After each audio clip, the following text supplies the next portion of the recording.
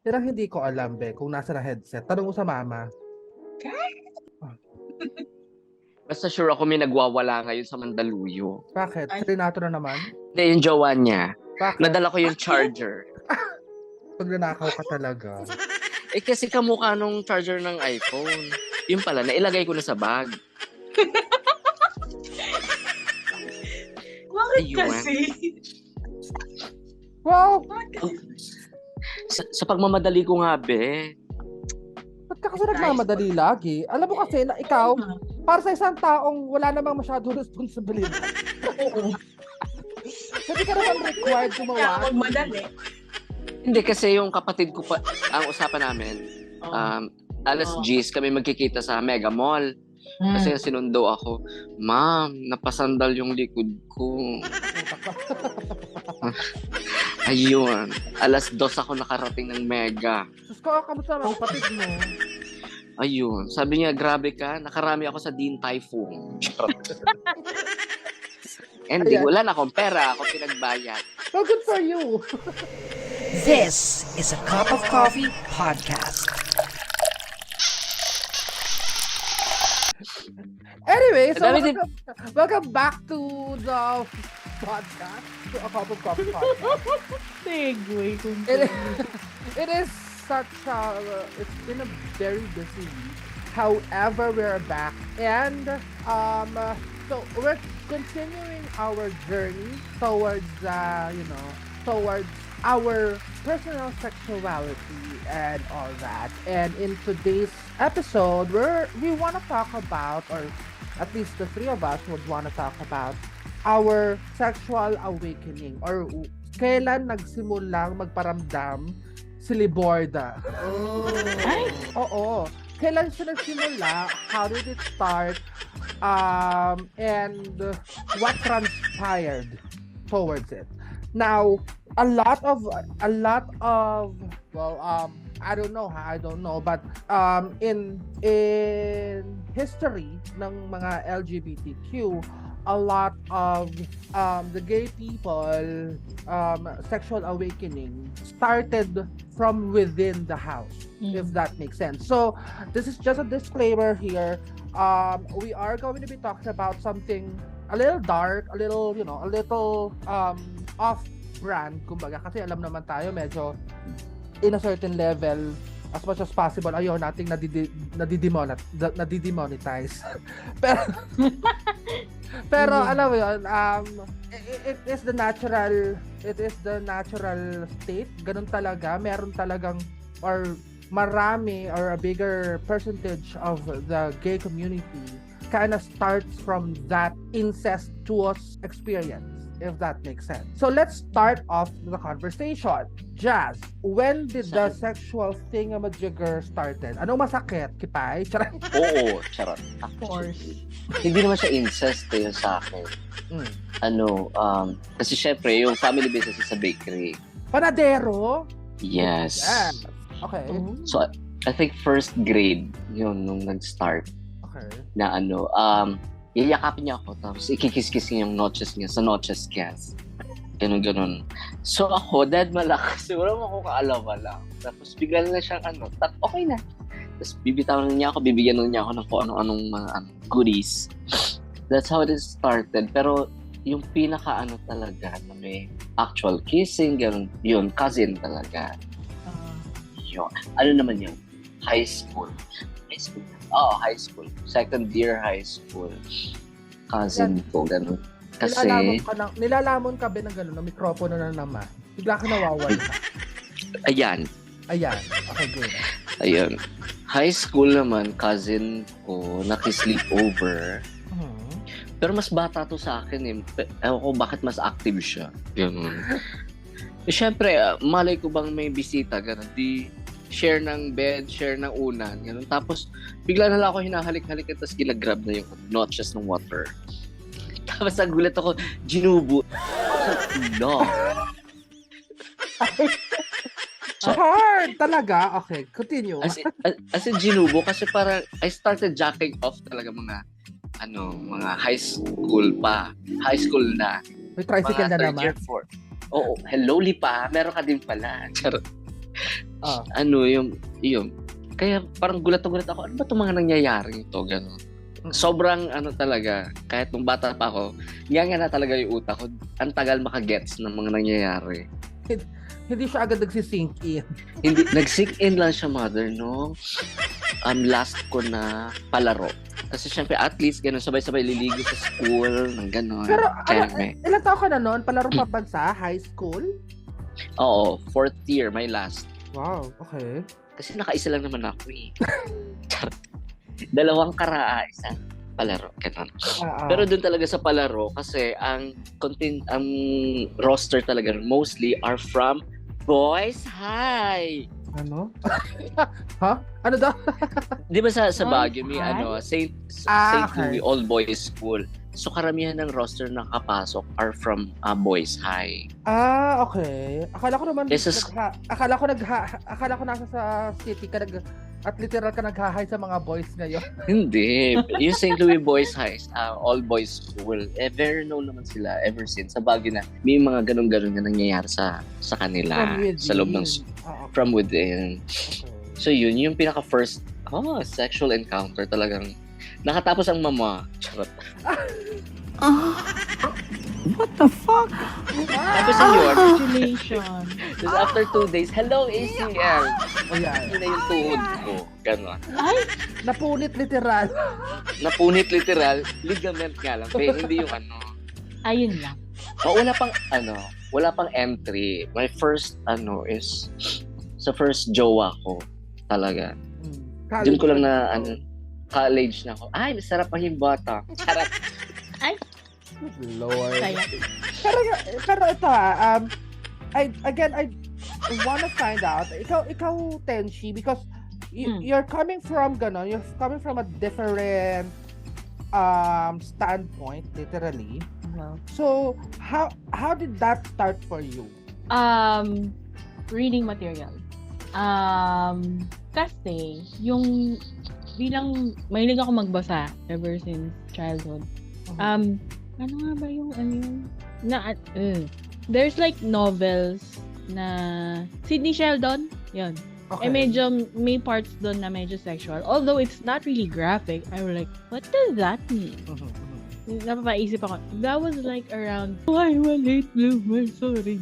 Pero yun, tapos nung bandang high school, napapag-usapan na minsan may narinig kang voice na pinag-usapan. And then, there are times na, there was this one time, I came upon a book, ito naman, puro libro. I came upon a book sa library namin sa school. Ay. I love your school. I don't know. There was a novel at our school na if you read it, there were really graphic stuff. I'm like, oh, okay.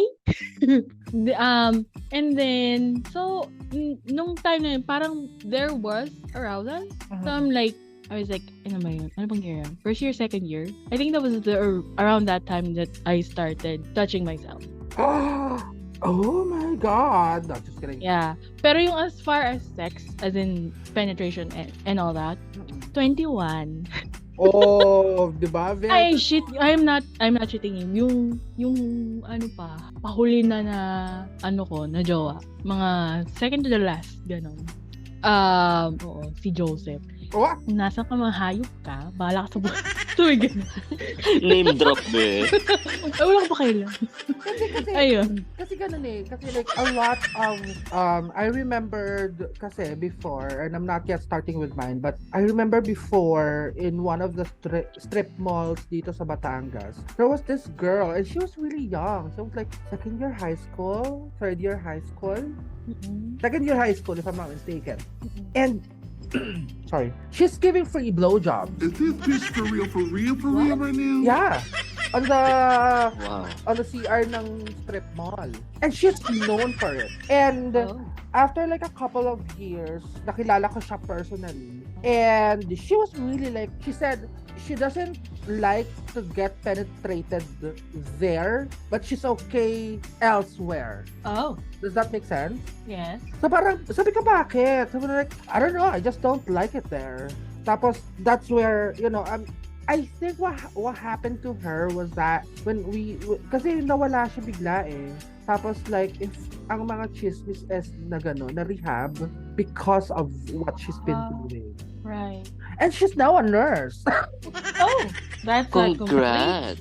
360 for you. I mean, 180. I mean, whichever.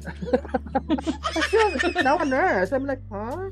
But you know, I mean, iba talaga kasi yung may ibang pinanggagalingan ang mga physical, ang mga cisgenders, like female. Yeah. Right? Kasi iba talaga, hindi siya on a physical level, if that makes sense. Dapat ganun, dapat mentally silang gising. Hindi kasi, like for example, for the male counterparts kasi naman, meron kasi lang warning device, di ba? Like, there's a warning device, literally. yes. Overbog na, siliborda, narito na siliborda.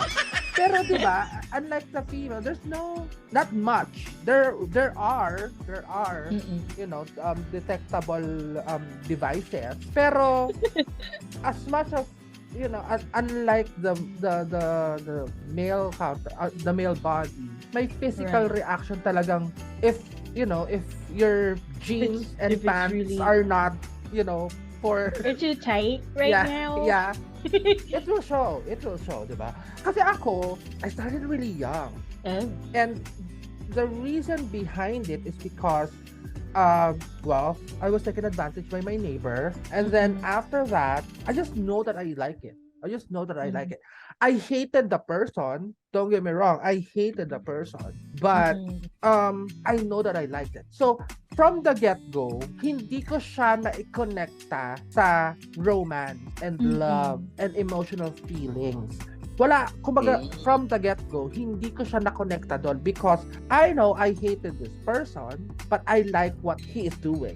He did, yeah. Yeah. So, from the get-go, yun, wala, kumbaga parang, so, I was like, what? Elementary? Grade 4, grade 5? I can't remember. Yeah, it was.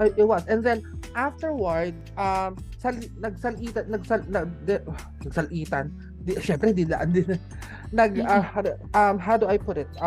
Interchangeably, nagiging either si neighbor o si cousin. Oh. So, yung yun. mga pinsan nyo, ha? And it's a very big Oo guy. nga. It's a very big guy. Oh. Yeah, until such time na parang it just wasn't enough. It's not enough anymore. Like, Huh? I want... What do you mean? No, kasi syempre, lahat yun patago eh. Ah. Yeah, lahat yun patago. Yung parang, if dumating doon sa point na parang, kasi when they were doing it to me, they were pleasuring themselves, right? So, wala akong nararamdamang pleasure. So, parang, nope, that's not enough for me. I want to know how it feels. So, dumating na to sina neighbor, yung ibang neighbors. Oh, diba? Tapos si classmate, ayan, doon na nagsimula siya. I was just really lucky that when I was in second year high school, I met my first ever boyfriend.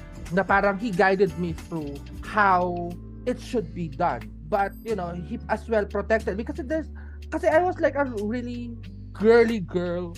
No, not really girly girl. I was like really effeminate when I was really young. And alam mo parang a lot of, kasi nung nakilala ko siya through one of my best friend. Nakilala ko yung boyfriend ko through one of my best friend. At every time na mag-iinuman kami, one of their friends would, you know, with me, like, you know, like almost every weekend. So parang when I fell in love with this person, he then protected me to, okay, enough na, dapat hindi mo na ginagawa yan with other people. And then that's the only time that I kind of like, okay, kailangan pala hindi pamigay. Kailangan pala ganon, kailangan pala medyo control. But did it stop me from doing it? No. And in all honesty, in the 4 years that we were together, siguro 1, twice lang kami nagkembot ng boyfriend ko. Because it never really crossed my mind when it comes to them. Never.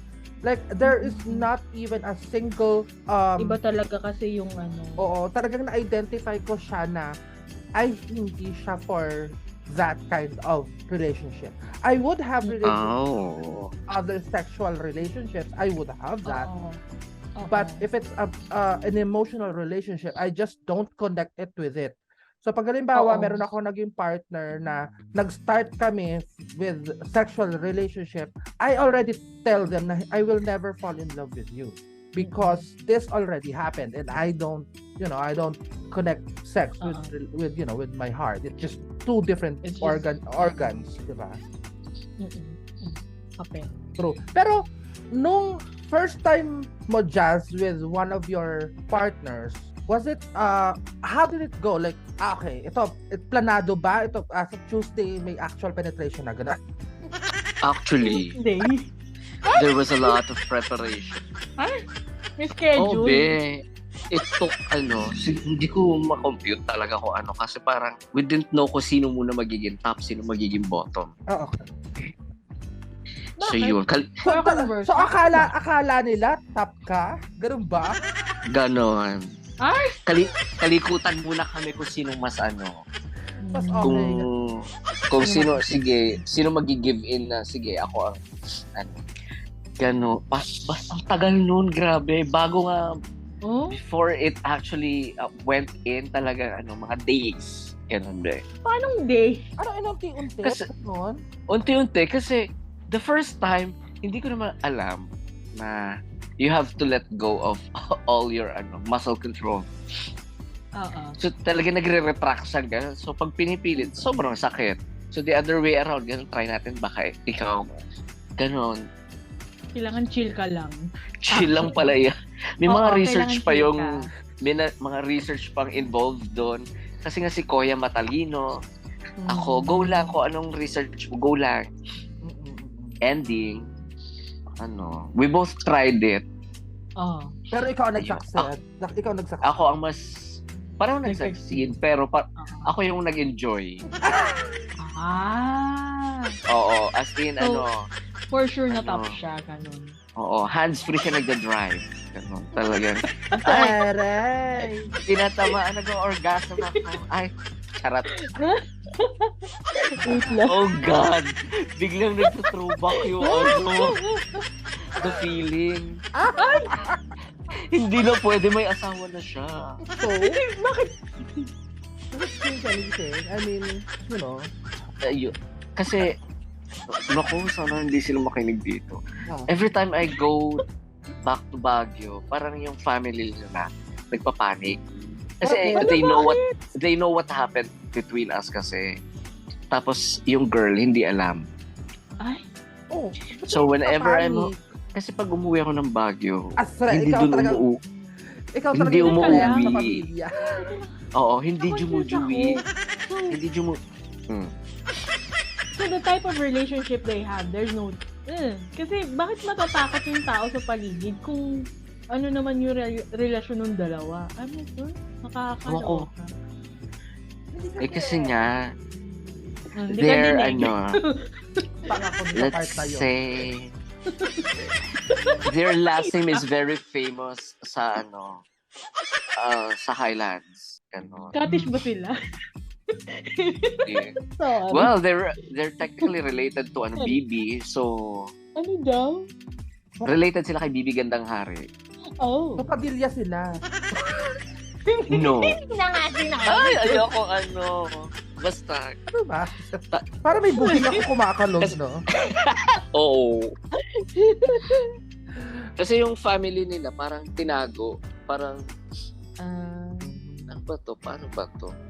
Feeling ko nga, yun yung actual reason kung bakit ako napatapon ng Batangas. Ganda mo Ay, sa part na yun, Day. May ka doon. Babae ka doon, friend. Kasi basta pag pinapagalitan ako late, nung mga matanda na ako, gano'n. Lumalabas sa'yo, kaya nga sinasabi ni Tito Keme mong ganito, na huwag kang bumarkada sa anak niya, Keme, gano'n, kasi nahahawa ko daw. Okay. So parang nagkaroon ng family talk about that na paglayuin kami kasi buy one take one kami talaga lagi dati. Ganda mo sa Yun part ba, na yun sa- talaga, Day. Sa sports, gano'n, sa mga quiz-quiz bee, gano'n, lagi kaming tandem. So siguro feeling ko doon na-develop. Manyak ka lang talaga. Diba? Uy, grabe mother. Siya ang first move ha. Siya ang dumantay. Kahit na, you let him. Wow. You can refuse. Be, You it can was always refuse. Be, peak ng kalamigan Kahit sa na. bag. Ng Liborda. Ayun lang. Well, Liborda. Walang mananalo kay Liborda, be. Sa bagay. Kasi up to kasi. college, nagsisleepovers pa kami talaga sa kanya-kanyang bahay. Tapos we would run away, go to Pangasinan, Run away? wala. Ah? Ganon. Pag-run away. May rason naman pala kung bakit pinaglayo kayong dalawa. Oo nga. Kaya naman pala. Kasalanan mo naman pala talaga. Ang hirap kasi maging maganda. Tapos hindi kayo napagilan. Ay, this is Ang really... hirap talaga maging maganda. Charot. Ganun At talaga. least dumanas ako naging maganda ako. Yun yung Bakit Charot. iba? Iba na ang ganda ko ngayon, B. Ano? Marunong na ako tumawid sa makinig. Charot. Mag-isa. Di ba yung yung telus, yung baba, yun kasi yung babaan, tapos tatawid ako papuntang, nakakatawid na ako mag-isa doon. Bakit? Dati ba hindi? Oh, yeah. Hindi, nag-aangkas ako, makarating doon na Hala, bakit? Bukla, talagang wala mang traffic light. Ngayon. Oo. Tumatawid ako ng EDSA ng madaling araw. Wala akong pake. Ayan, si Mother, sa Lipa, yung National Highway. Kasi nga may bakal ang paa ng lola mo. Ayaw umakit sa overpass. Doon kami sa highway. Bakit? Bakit? Wala. Madaling araw. Di ba, BXI, di ba? Bakit? Walang kotse. Daan. Pake. Be, 6 lane yun. Okay lang yun. Pati hindi. Ano sabihin ko? Kasi in a perfect world. Yeah. In a perfect world kasi, this kind of awakening, parang the parents would have thought that it would happen like when you're an adult already, if that makes sense. Actually, Pero kasi like kasi nga I was really out.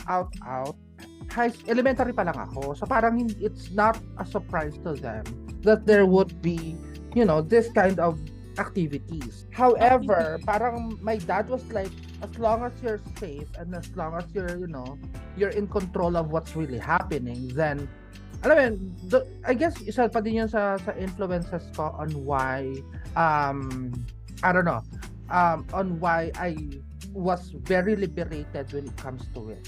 Kasi I remembered my second year high school pa lang ako, yung first partner ko, he would sleep over here and my dad was okay with it.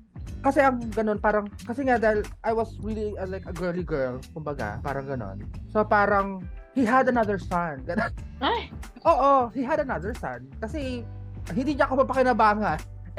Yung first partner ko, magaling mag-basketball. My dad was a fan of basketball. So parang, okay, so pupunta dito si ganon ng around 4 o'clock in the afternoon. Magba-basketball sila. Tapos tapos magdi-dinner. Tapos dito na matutulog yung ganon. So parang it's not a big deal for them. Although, syempre I wanna keep things from within, for just for me and stuff like that. Tapos as I grew older, dumami yung mga experiences ko that took me away from the typical sexual fantasies ng mga tao. Like it took me somewhere else, and that somewhere else is like the more the merrier. Mas gusto yung ganon ngayon, unlike before. It's a party, charot. Oo. So parang sabi ko, again, because of it, a lot of people are like, yung mga nagiging partners ko are like, when are we gonna be going out? Kailan tayo magdi-dinner? Kailan tayo magdi-date? And stuff like that. No. We're gonna... Hindi ganun lang. Yeah, that's not me. You're barking at the wrong tree. You got the wrong bitch, whore. No. That's not... Hindi ako ganun eh. Ikaw ba, Tenshi, when you started this journey, how does it go for you guys?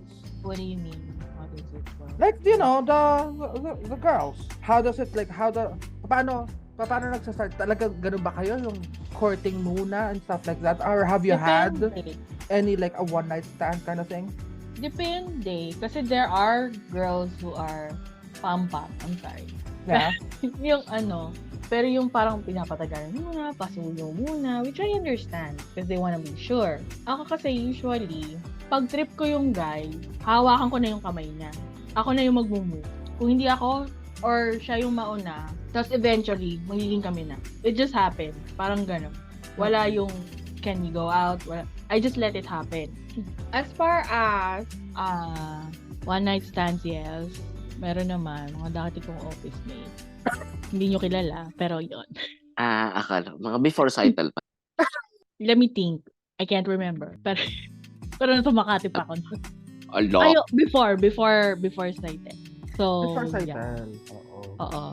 Because I was renting in Makati with a friend. Tapos yun, dalawa. Tapos other than that, friend nung isa na nasa BXI ako.